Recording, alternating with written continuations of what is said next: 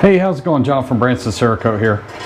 Got a few quick questions the last, 2 or 3 weeks, and then it came up in training recently. Plugging the holes on an AR while you're spraying a project. So I've used this example. This is our carcass that we did in training as a tattered flag. And I'll use this as an example just to show you kind of how I do it when we do a multicolored project, and then why. So white is the base coat on this, so we would spray all the individual parts white, inside and out, threads, everywhere you need coating, so that you have that protective coating on everything. You put it in the oven, you tack it out, and then what we normally do, we'll mock up the gun. So we'll attach the handguard, we'll attach the tube to kind of just build it and put everything together so that you can have seamless stenciling. But once you've got that base coat on, what you need to be really careful about is that you don't build up coating in the holes, especially the selector switch on ARs, because then that selector switch, even if you can get it in, won't really turn. So you're going to have to pull it out, sandpaper it, and really take that coating back down. So what we do is once we get to that point where it's all mocked up, I'll take these high heat nylon plugs and plug the takedown pin holes in case the customer didn't send the takedown pins. That allows you to keep the upper and the lower together. The trigger pins, if the customer didn't send them. With those 4 pins, if they came with the gun, I will coat them as a base coat and then put them in to kind of seal those holes up.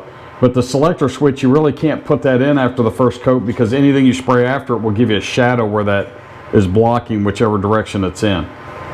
So what I'll do is I'll just take one of these high heat plugs, shove it all the way through from both sides, and that keeps you from building up in there once you have that initial base coat to keep you from having issues. I don't normally worry about like where the magazine catch goes or the bolt catch, because those holes don't really get built up a lot. They're pretty recessed in, and any excess coating you get is just going to be really minimal. I also don't normally worry about where the forward assist goes, because again, you're just not going to spray directly down in there with your follow-on coats, and it's just going to be generally a fairly light coat anyway that won't affect the functioning of the forward assist. It's just a real quick video to kind of show you why we plug things and how we go about that. If there's anything I didn't cover or anything that you have a question about, leave me a comment down below. I've been pretty good, I think 99% or so, of answering every comment that's on there. Or you can just email me, shoot me a call. Our information's on our website, bransoncerakote.com. Oh, one quick thing I forgot to mention.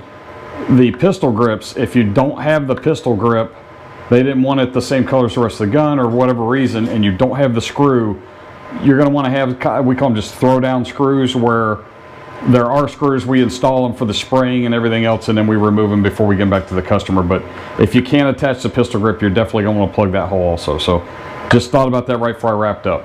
So as always, thanks for watching. Don't forget to like, subscribe, comment, and share. Check us out at bransoncerakote.com for all your stencil needs. Have a great day.